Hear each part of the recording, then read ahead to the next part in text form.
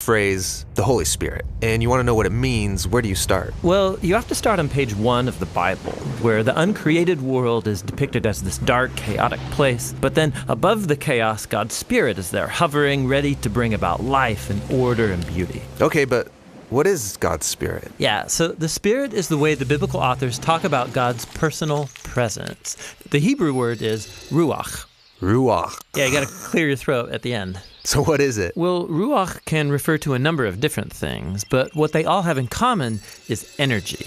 Energy, how so? So there's an invisible energy that makes the clouds move or the tree branches sway. Right, wind. So in Hebrew, that's ruach. Okay. Now take a big breath. So you feel that inside you. Yeah, the air? Well, specifically the energy, right? The vitality in your body that you get from breathing deeply, that too is ruach. And this is the same word used in the Bible to describe God's personal presence. Just like wind and breath are invisible, God's Spirit is invisible. Wind is powerful, and so God's Spirit is powerful. And just as breath keeps us alive, so God's Spirit sustains all of life. Yeah, ruach.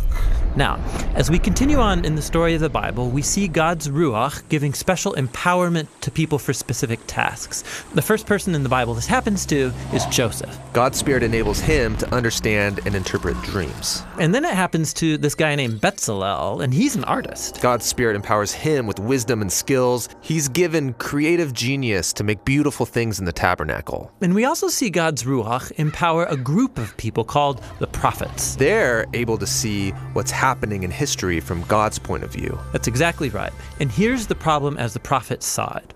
While God's Ruach had created a really good world, humans have given in to evil. They've unleashed chaos into it through their injustice. A new type of disorder. Yes, and the prophet said the Spirit would come, just like in Genesis 1, but now to transform the human heart, to empower people to truly love God and others. How will this new act of God's Spirit happen? Well, centuries pass, and we are introduced to Jesus. And at the beginning of his mission, there's this beautiful scene where Jesus is being baptized in the waters of the Jordan River. Yeah, the sky opens up and God's Spirit comes and rests on him like a bird. This story is saying that God's Spirit is empowering Jesus to begin the new creation.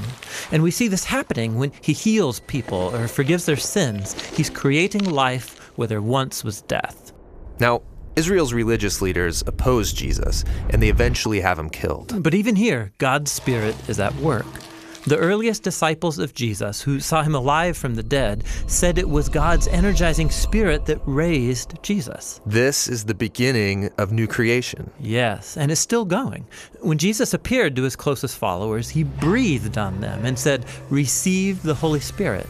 And soon after that, the Spirit powerfully comes on all of his disciples. So that they can become a part of this new creation and share the good news and learn how to live by the energy and influence of God's Spirit. And so, today, the Spirit is still hovering in dark places. Yes, pointing people to Jesus, transforming and empowering them so they can love God and others. And the Christian hope is that the Spirit is going to finish the job. The story of the Bible ends with a vision of a new humanity, living in a new world that's permeated with God's love and life-giving Spirit.